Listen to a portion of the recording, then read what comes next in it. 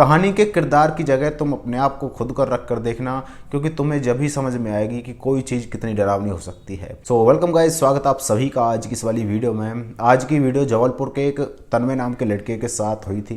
Video की जो कहानी है, वीडियो की कहानी इस प्रकार है कि तन्मय एक जबलपुर में रहने वाला 21 से 22 साल का लड़का था। उस टाइम पर 21 से 22 साल का था, अब तो फिलहाल ज़्यादा एज का है। 21 से 22 साल का था।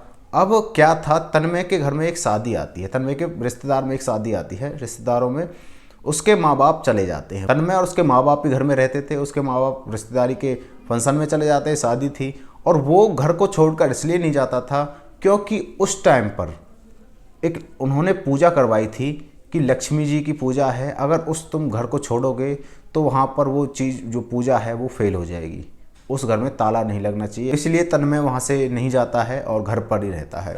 अब तन्मय रात के वक्त पर बोर हो रहा था बहुत ज़्यादा, क्योंकि उसके माँ बाप शादी में चले गए थे। बोर हो रहा था तो उसने अपने पक्के मित्र को फ़ोन लगा दिया, जो कि जबलपुर में रहता था पर थोड़ी सी दूर रहता था उससे फ़ोन लगा दिया। फ़ोन लगा के वो बातें करने लगते हैं। बहुत देर हो जाती है बातें करते करते। अब वो तन्मय को एकदम से प्यास लगती है तो वो पानी पीने के लिए चला जाता है। लेकिन जो उसका दोस्त था, पंथ नाम का उसका दोस्त था, उस पंथ को जब वो पानी पीने के लिए छोड़कर फ़ोन को गया था, वहीं पर छोड़कर गया था जहाँ पर वो बैठा था, वहाँ पर उस फ़ोन को जब छोड़ कर गया था, वो अपने दोस्त पंथ को बता कर गया था कि मैं पानी पी के आता हूँ, फ़ोन यहीं पर रखा है। पंथ को एकदम से आवाज़ आती है किसी के फुसफुसाने की, जैसे कोई अलग ही लैंग्वेज में कुछ फ़ोन के आसपास फुसफुसा रहा है, ऐसी उसको आवाज़ आती है। अब पानी पी के लौट वापस आ रहा था वो तन्मय वापस आता है तो हाँ भाई बता क्या हुआ आगे। मतलब वो कोई भी बात कर रहे थे, कंटिन्यू अपनी बात को करते हैं, अपनी कोई बात चला रहे थे तो उस बात में कह रहे थे। तन्मय कहता है उससे हाँ भाई आगे बता। लेकिन पंथ कहता है उससे कि भाई तू पानी पीने गया था तो तेरे फ़ोन के पास कौन था? कोई अजीब सी भाषा में फुसफुसा रहा था यहाँ पर। मुझे समझ में नहीं आया, मुझे ऐसा लगा शायद इसके माँ बाप आ गए होंगे, जल्दी आ गए होंगे। लेकिन तन्मय इस बात से मना कर देता है कि घर में तो कोई भी नहीं है, तुझे कहाँ से फुसफुसाने की आवाज़ आ गई। अब पंथ का दिमाग घूमता है। अब पंथ कहता है तन्मय से कि भाई लाइट ऑन करके कोना कोना छान मार, यहाँ पर मेरे हिसाब से तेरे घर में कोई चोर वगैरह घुस आया है और वो आपस में बात कर रहे थे और मुझे सुन गई। अब तू अपने लाइट ऑन करके कोने कोने को छान मार। अब वो अपने घर की लाइट ऑन करता है। लाइट ऑन करते ही सारे घर को छान मारता है, लेकिन वहाँ पर कोई नहीं मिलता है, कोई नहीं मिलता है। अब वो कहता है कि ठीक है भाई, ये तेरा मन का भ्रम होगा, चल तू सो जा, आज मेरे कारण तुझे इतना जगना पड़ रहा है मेरे से बात करने के लिए, जिससे मुझे बोरियत फील ना हो, तो तू सो जा आराम से, मैं भी एक आध फिल्म वगैरह देख के सोता हूँ। अब वो उस फ़ोन को काटता है और कोई सीरीज़ लगा देता है। वो सीरीज़ भी वो देख लेता है। जैसे अपनी सीरीज़ को कंप्लीट करके वो अपना फ़ोन सिराने पर सर के पास रख कर सोता है, खाट या बेड जो भी होगी उसके पास, वहाँ पर सोता है। तभी उसको एकदम से प्रेजेंस फील होती है कि कोई मेरे कान में एकदम से फुसफुसा के गया है, जैसे पंत बता रहा था। एकदम से खड़ा होता है बहुत घबरा कर, अपनी चादर वादर फेंकता है। देखता है कि भाई कौन है, कौन मेरे कान में फुसफुसा रहा है। एकदम से वो बोल कर देखता है तो लाइट वाइट ऑन करता है। लाइट ऑन करता है तो कोई भी वहाँ पर नहीं होता है। वहाँ पर कोई परिंदा भी नहीं होता है, कोई आदमी की तो छोड़ो, कोई चोर वगैरह की छोड़ो, कोई चोर वो नहीं था वहाँ पर, कोई चोर नहीं था। अब वो अपने बिस्तर में आके लेट जाता है। फिर से उसको आवाज़ सुनाई देती है, वही वाली, लेकिन दिखाई अब की बार भी कोई नहीं देता है, कोई दिखाई नहीं दे रहा था। और ये चीज़ उसके साथ 11 से 12 बार हुई थी उसी रात को। रात के 3:30 बज गए थे और वो सोया नहीं था उस टाइम तक, क्योंकि रात के 3:30 बजे तक उसके साथ ये चीज़ हो रही थी कि कोई लेटने के लिए वो जाता था, उसके कान में कोई फुसफुसा देता था, उससे उसकी नींद उजड़ जाती थी। ये चीज़ उसके साथ 11-12 बार हुई थी उस टाइम पर। अब क्या करता है तन्मय कहता है कि भाई ये मेरा वहम नहीं हो सकता, क्योंकि वहम एक बार हो सकता है, 2 बार हो सकता है, 3 बार हो सकता है, उससे ज़्यादा वहम नहीं हो सकता। ये 10-11 बार मेरे साथ हुआ है। अब वो अपने दोस्त पंत को फ़ोन लगाता है। पंत फ़ोन उठाता है, पंत को सारी बातें बताता है कि भाई मेरे साथ भी ऐसा ऐसा हो रहा है, तू मेरे घर में जल्दी आ जा। अब पंत कहता है भाई मेरी बाइक तो पास वाले अंकल ले गए हैं और अब मैं फ़िलहाल रात में कैसे आऊँ, मेरे पास कोई सवारी नहीं है और यहाँ पर ऑटो वगैरह भी नहीं चलती, क्योंकि मैं ऐसे इलाके में रहता हूँ यहाँ पर कोई ऑटो भी नहीं है, ऑटो भी उसके पास नहीं था। अब पंत उसको एक राय देता है कि तू अपने मंदिर में जा, घर के मंदिर में जा, तुझे हनुमान चालीसा तो आती नहीं होगी। वो तन्मय कहता है कि भाई आती है। अब पंत को पता था कि ये कितना बड़ा हरामी है, इसको नहीं आती पूरी, तो कहता है कि वो वहाँ से हनुमान चालीसा की किताब उठा के ला और उसको हनुमान जी की तस्वीर के आगे पढ़ ले जाके, और पूरी हनुमान चालीसा को हनुमान चालीसा का पाठ करके हनुमान चालीसा की बुक को अपने सर के पास रख कर सोना और हनुमान जी की फ़ोटो को भी सर के पास रख कर सोना। अब वो इस काम को करता है, हनुमान चालीसा पढ़ता है, अपने मंदिर में जाके हनुमान चालीसा पढ़ता है। वहाँ से हनुमान जी की पिक्चर को उठा लेता है, जो भी वहाँ पे मूर्ति थी उसको उठा लेता है, उसको उठाकर अपने सर के पास रख लेता है जहाँ पर वो सो रहा था। ऊपर वाले कमरे में सो रहा था वो, ऊपर उसका चौबारा था उसमें सो रहा था, वहाँ पर सो रहा था वो। उसके पास जैसे वो चीज़ आती है हनुमान जी की किताब और मूर्ति, तो उसके पास वो फुसफुसाने की आवाज़ नहीं आने लगती है। अब उसने अपने बेड के ऊपर हनुमान जी की फ़ोटो लगा दी और हनुमान जी का जो हनुमान चालीसा की किताब है वो रख दी थी। उसके बाद उसके साथ कोई भी कुछ नहीं हुआ, लेकिन रियल वर्ल्ड में तो नहीं, लेकिन उसके सपनों में ज़रूर कुछ हो रहा था।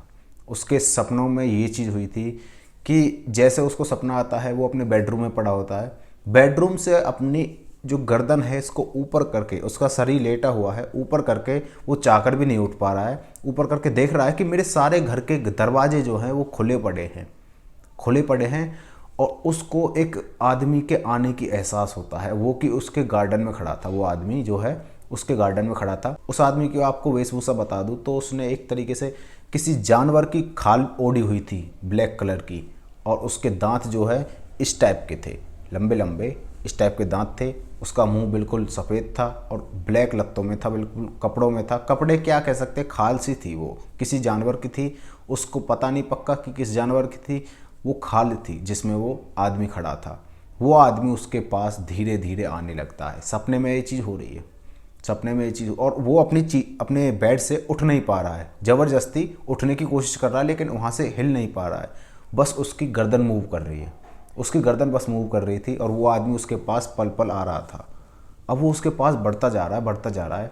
वो एकदम से चिल्लाता है, बहुत तेज़ एकदम से चिल्लाता है, तो वो आदमी वहीं पर रुक जाता है। एकदम से वो आदमी रुकता है और वो आदमी रुकते ही एकदम से इतनी ज़्यादा हंसी हंसता है कि उसका पूरा घर गूंजने लगता है। ये चीज़ सपनों में हो रही है, उसका घर गूंजने लगता है और जैसे वो हंसकर कंप्लीट होता है, अपनी हंसी बंद करता है, वो फिर से उसकी तरफ बढ़ने लगता है और धीरे धीरे पाँव से वो उसकी तरफ बढ़ता ही जा रहा था।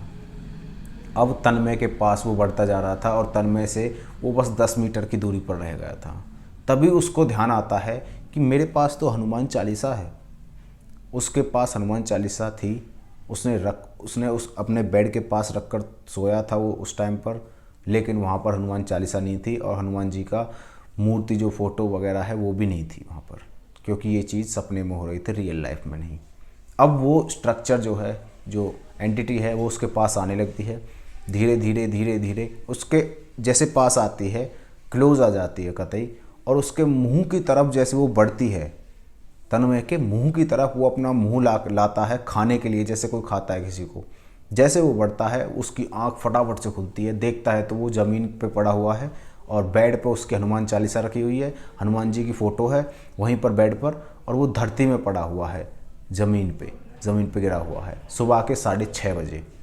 अब वो फटाफट से अपनी मम्मी पापा को फ़ोन लगाता है, कहता है कि पापा यहाँ पर जल्दी आ जाओ तुम, मैं यहाँ पर बहुत बुरी तरीके से फंस चुका हूँ, पता नहीं क्या क्या हो रहा है मेरे साथ, यहाँ पर मैं मर जाऊँगा, ऐसा कर दूँगा, तुम जल्दी आ जाओ। अपने बच्चे को मुसीबत में देख के उसके माँ बाप भी भागे भागे आते हैं और शाम तक पहुँचते हैं, क्योंकि बहुत दूर गए थे वो रिश्तेदारी में, बहुत ज़्यादा दूर गए थे, तो शाम तक पहुँचते हैं, घर जाके पहुँच जाते हैं। घर में एंटर करते ही उसका पापा इतनी तेज़ उस पर चिल्लाता है, पता नहीं क्यों, पता नहीं उसके पापा ने क्या चीज़ उसकी देख ली थी कि उसके ऊपर इतना चिल्लाता है। अब तन्मय जो है वो ऊपर वाले फ्लोर पे था। मैंने आपको बताया था वो ऊपर से नीचे नहीं आया था शाम तक, जब तक उसके पापा घर पे नहीं आ गए थे, ऊपर से नीचे नहीं आया था।